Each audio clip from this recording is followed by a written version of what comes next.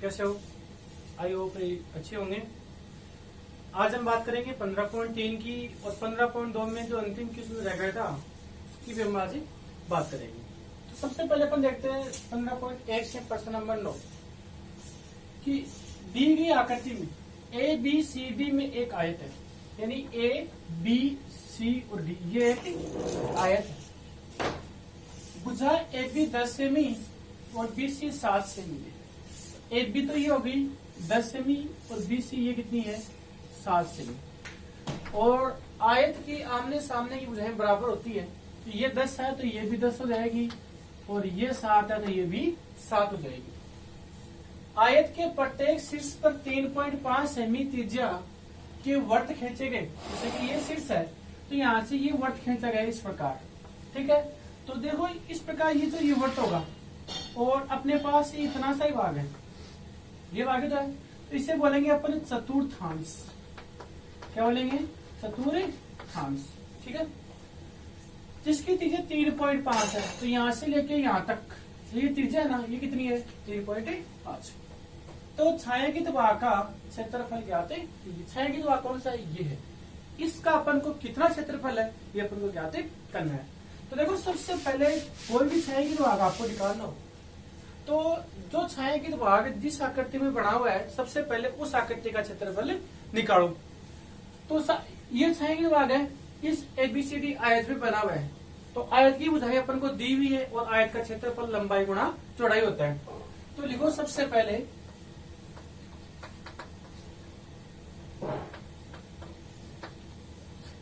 आयत की लंबाई व चौड़ाई क्रमशः 10 सेमी व 7 सेमी। ओके, अब निकालो आयत का क्षेत्रफल।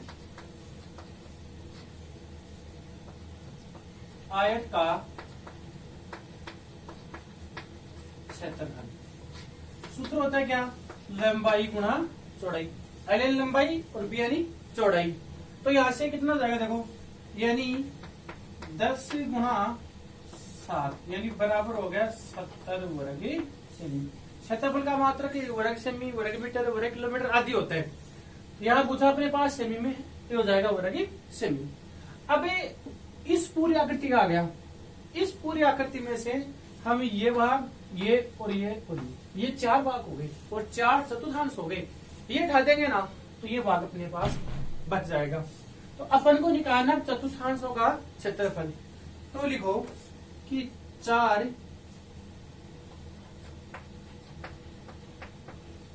चतुर्थांशों का क्षेत्रफल। देखो ये 1 2 3 और 4 और वैसे 4 चतुर्थांश मिलकर के एक वर्ग का निर्माण करते हैं। तो देखो ये तो हो गए 4 चतुर्थांश। अब एक चतुर्थांश का क्षेत्रफल होता है कि 1/4 गुणा पाई आर स्क्वायर। देखो 4 से 4 तक क्या हो गया कटे, और पाई का मान कितना होता है 22/7 गुणा आर का मान हमारे पास कितना है देखो 3.5। तो ये हो गया 3.5 गुणा 3.5 हो गया। अब देखो इस 7 का भाग लगाओ इसके अंदर तो ये कितना हो जाएगा 0.5 और 0.5 को 11 से गुणा करेंगे तो 22 पंजे 110। तो ये 11 गुणा 3.5 दोनों गुणा करो, ये आगे 11 पंजे 55, 11 तिया 33 और 5 38। ये हो रहा ये किनका आ गया? इन 4 चतुर्थांशों का क्षेत्रफल आ गया 38.5 और इस पूरी आकृति का हमारे पास कितना है 70। तो निकालो छाया की दीवार का क्षेत्रफल। तो लिखो छाया की भाग का क्षेत्रफल, यानी आयत ए बी सी डी का क्षेत्रफल और माइनस 4 चतुर्थांशों का क्षेत्रफल। तो पूरे का कितना है हमारे पास 70 माइनस चतुर्थांशों का कितना है 38.5। तो ये हो जाएगा 38.5। अब इनको बैठा दो यहां से। तो कितना बचेगा, ये बचेगा 31.5 वर्ग सेमी।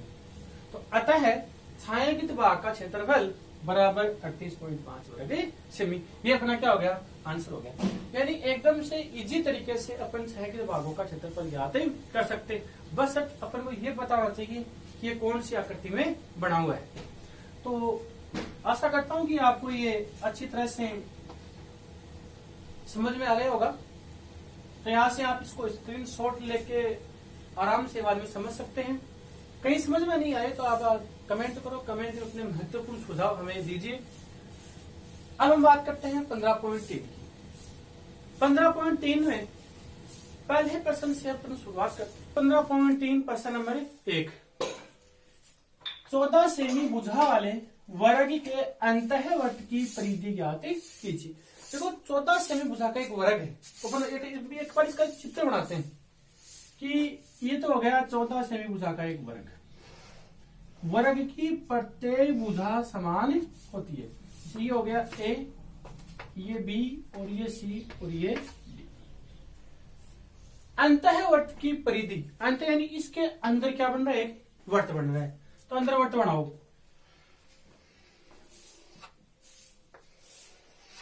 ये वर्त बन गया और इस वर्त की परिधि हमें ज्ञात करनी है। तो देखो कैसे करेंगे।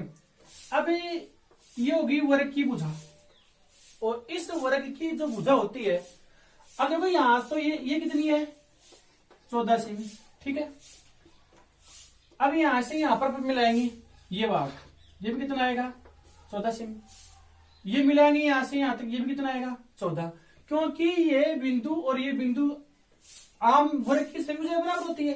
तो इस भुजा पर कोई बिंदु और इस भुजा पर कोई बिंदु स्थित है तो वो इसके क्या होगा, बराबर होगा। अब इस वर्त की अपन को त्रिज्या चाहिए। क्या चाहिए, त्रिज्या। तो देखो यहां से यहां तक मिलाएंगे ना तो ये अधिकतम दूरी हो गई और ये बन गया इसका व्यास, और व्यास की अवधि क्या होती है, त्रिज्या। तो अपन यहां से आंसर लिखेंगे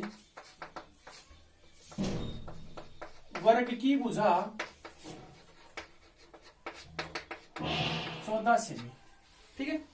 तो त्रिज्या निकालो यहां से, पता है r बराबर 14/2 यानी 7 सेमी। यानी अपने पास क्या आ गई, त्रिज्या आ गई। अंतःवर्त की परिधि का सूत्र क्या होता है, 2πr। यदि हमारे पास त्रिज्या आ जाए ना तो फिर अपन को कुछ भी निकल आए, कहीं कोई दिक्कत नहीं है। अब देखो सूत्र होता है अपने पास 2πr, ये होता है। पाई का मान हमारे पास 22/7 होता है, आर का मान हमारे पास है और ये 2 की जगह क्या जाएगा 2। यानी सारे सूत्र के सारे मान जब हमारे पास हों तो अपन आराम से मान ज्ञात कर सकते हैं। तो लिखो वर्त की परिधि,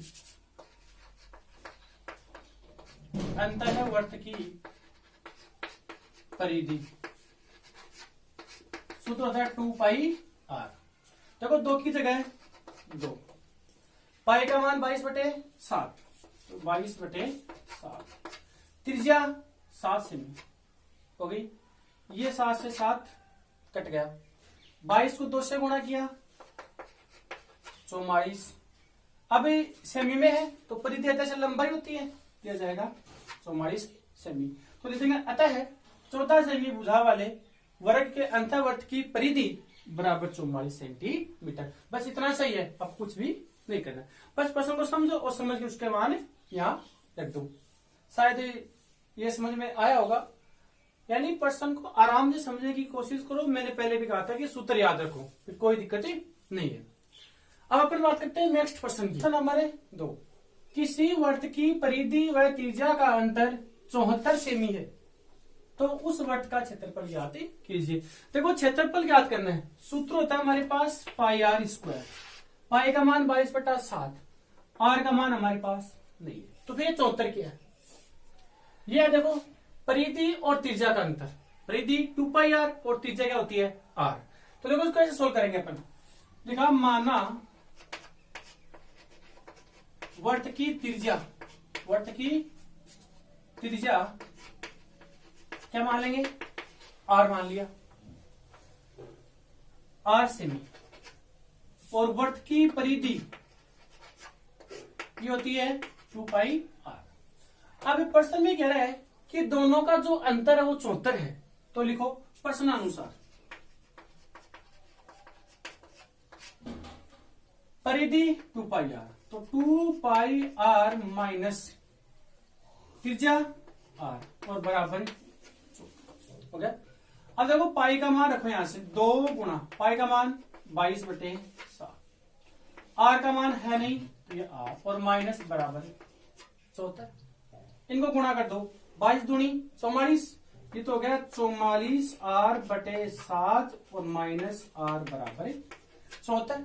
अब देखो यहां माइनस आ गया तो हम क्या लेंगे लघुत्तम, तो इन दोनों का लघुत्तम कितना आएगा हमारे पास 7, 7 में 7 का भाग दिया 1 और 1 को 44 से गुणा किया तो 44 R और माइनस बटे में 1 मानेंगे तो 1 का भाग 7 में दिया 7 और 7 को 8 से गुणा किया तो 7 R और बराबर कितने हो गए 74।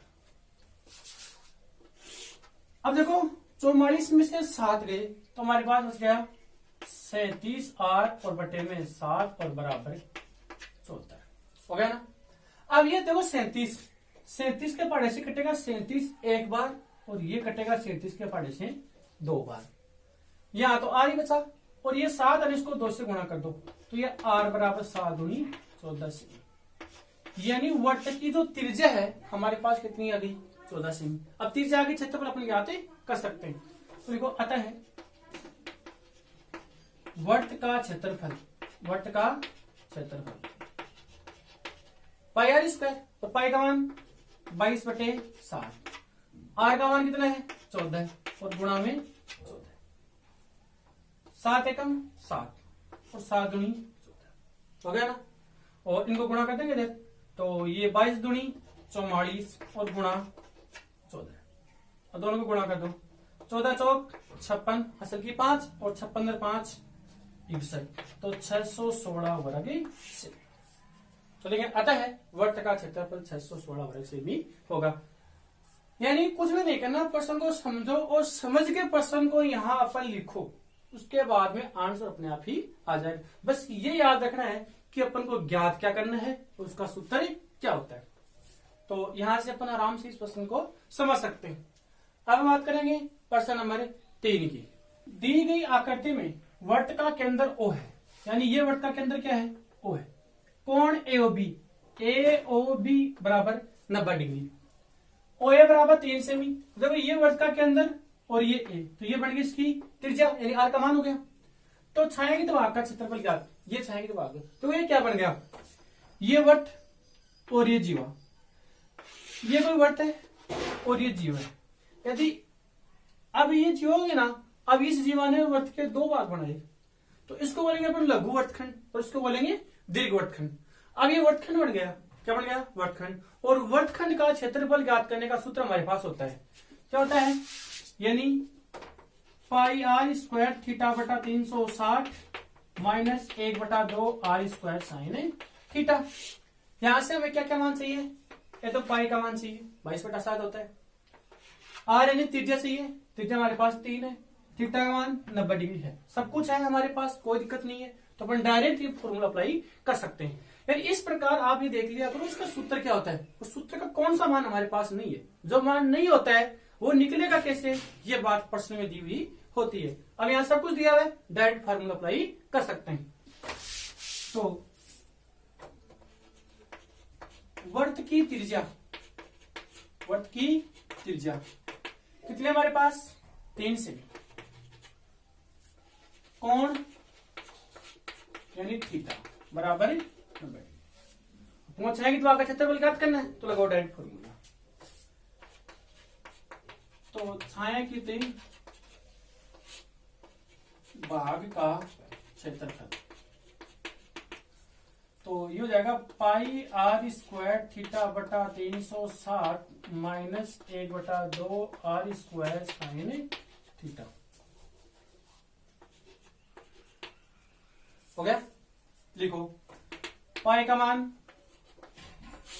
22/7, आर का मान हमारे पास 3, तो 3 गुणा 3 स्क्वायर है 2 बार आ गया, थीटा का मान 90 है और गुणा में 360। माइनस की जगह क्या आ गया, माइनस 1/2। आर का मान 3 है तो 3 गुणा 3, और ये साइन और थीटा का मान 90 डिग्री। हो गया, कटने वालों को यहां से काट देंगे। देखो ये बिंदु से ये बिंदु कट गई, 9 एकम 9 और 9 चौक है 36, 4 बार कट गया। 2 के पहाड़े से ये तो कट गया 2 बार, और ये कट गया 11 बार।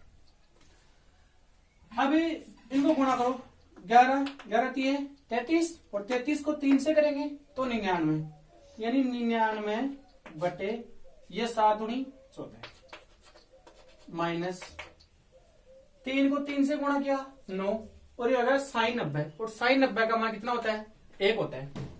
तो ये हो जाएगा 3 3 9 और बटे में 14 का भाग लगाओ 99 में, तो ये 7.07, माइनस इसका भाग लगाओ इसमें, तो हो जाएगा 4 गुणी 8.5, 4.5 हो गया। अब यहां से इसको अपन माइनस से कर देंगे, तो ये हमारे पास बचेगा 2.57 वर्ग सेमी। तो ये देंगे अतः छायांकित भाग का क्षेत्रफल बराबर 2.57 वर्ग सेमी।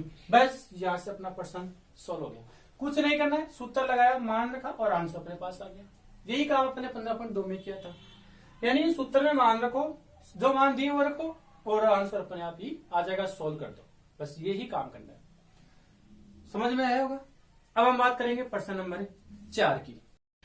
एक वृत्त का परिमाप और वर्ग का परिमाप समान है, यानी वृत्त का परिमाप यानी परिधि 2πr, वर्ग का परिमाप 4 गुणा भुजा, दोनों बराबर हैं, तो उनके क्षेत्रफलों का अनुपात ज्ञात कीजिए। आप देखो कुछ भी नहीं दिया, कुछ भी नहीं दिया ना, लेकिन बहुत कुछ दिया हुआ है।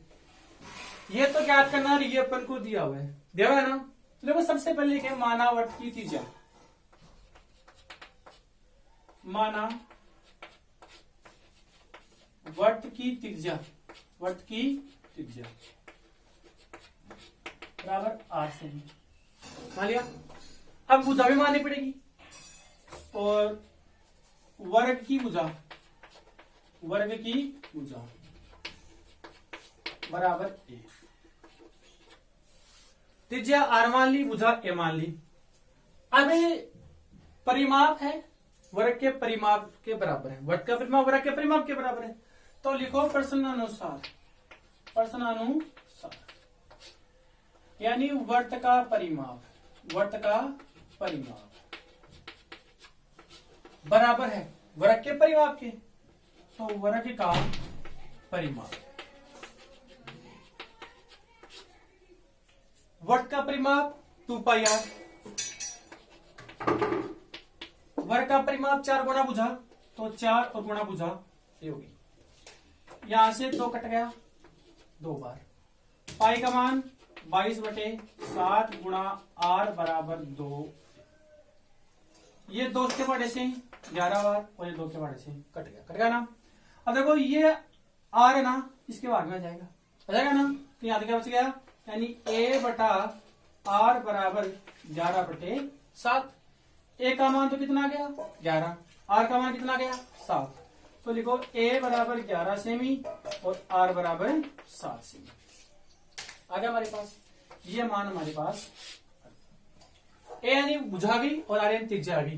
क्षेत्रफल पूछा है तो क्षेत्रफलों का अनुपात क्या हो जाएगा, यानी वर्ग का पहले वर्त आ रहा है ना, तो वर्त का क्षेत्रफल, यानी वर्त का क्षेत्रफल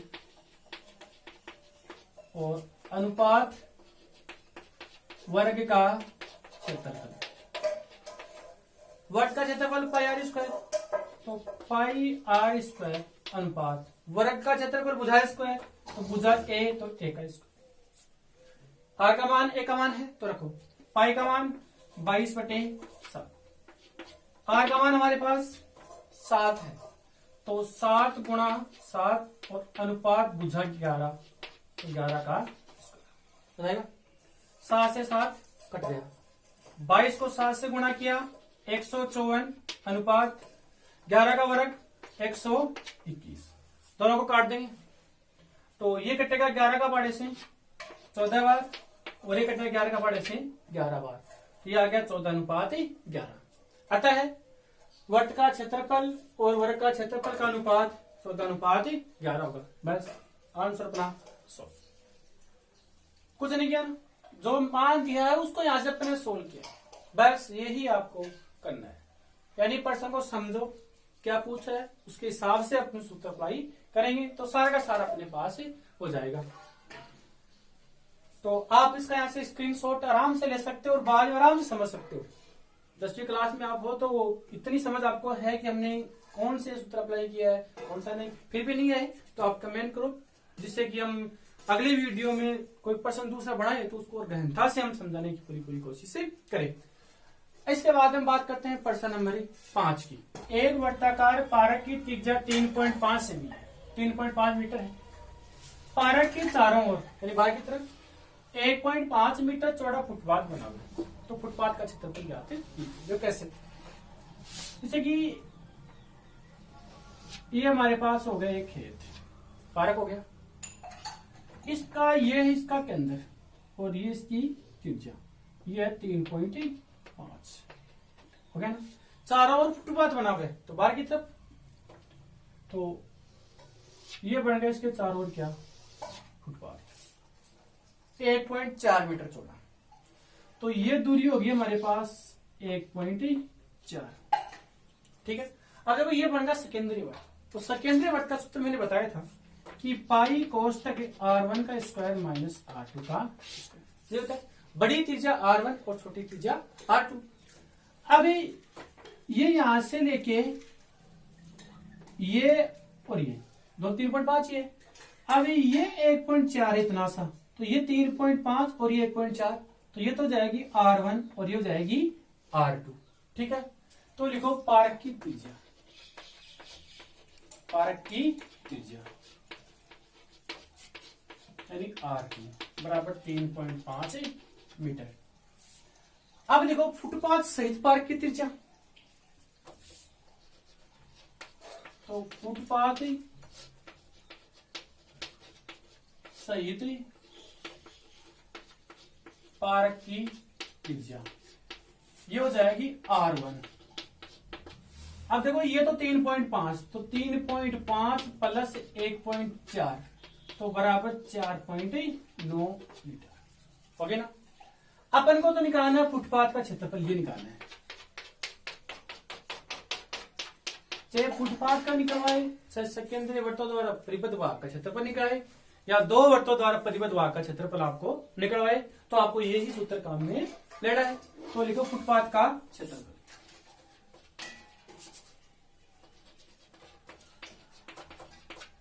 फुटपाथ का क्षेत्रफल सूत्र लगा देंगे। तो ये पाई R1 का स्क्वायर माइनस R2 का स्क्वायर। अब देखो ये ऐसे भी हो सकता है, ये a square minus B square हो गया ना, सरस में क्या बढ़ गई a plus B minus B, तो इसी हो सकता है पाई R1 प्लस R2 और R1 माइनस R2, इसमें कोई अंतर ही नहीं है। देखो पाई का मान 22/7, R1 का मान कितना है 4.9, तो 4.9 का स्क्वायर और माइनस 3.5 का, यही है। तो अपन या तो 4.9 का स्क्वायर कर दो और 3.5 का स्क्वायर कर दो, इसमें से घटा करके ये घटा देंगे, वो वाला उत्तर आ जाएगा, या फिर ऐसे भी कर सकते हैं। तो ये हो जाएगा 22/7, ये 4.9 प्लस 3.5, ठीक है, और 4.9 माइनस 3.5। इतना बड़ा ना करना चाहो तो यहाँ वर्ग करो, यहाँ वर्ग करो, दोनों में से घटाओ, 7 का वर्ग लगाओ, 22 से गुणा कर दो, ये तो जाएगा 22/7 गुणा, इन दोनों को जोड़ो तो 9 और 5 14, 7 और 8 8.4 और गुणा, इसमें से घटाओ तो ये कितना बचेगा, यानी 1.4। अब ये कटेगा 7 एकम 7 और 7 दूनी 14, यानी 0.2। अब इन सबको गुणा यहां से अपन कर देंगे, तो गुणा करके दिया जाएगा 36.96 वर्ग मीटर। आता है फुटपाथ का क्षेत्रफल बराबर 36.96 या 96 वर्ग मीटर। ये अपना क्या हो गया, आंसर हो गया। ये प्रश्न नंबर 5। अगले 5 प्रश्नों, अगले बाकी 3 प्रश्नों की बात करेंगे अपन नेक्स्ट वीडियो में, क्योंकि वीडियो बहुत काफी लंबा हो जाता है, जिसके कारण अपन ये कर सकते हैं। तो तब तक के लिए आप अपनी पढ़ाई को जारी रखिए और मेरी शुभकामनाएं आपके साथ हैं। आप चैनल को अधिक से अधिक सब्सक्राइब कीजिए, जिससे कि हर वीडियो तुरंत आपके पास मिले और नोटिफिकेशन बेल को आप अवश्य दबाइए।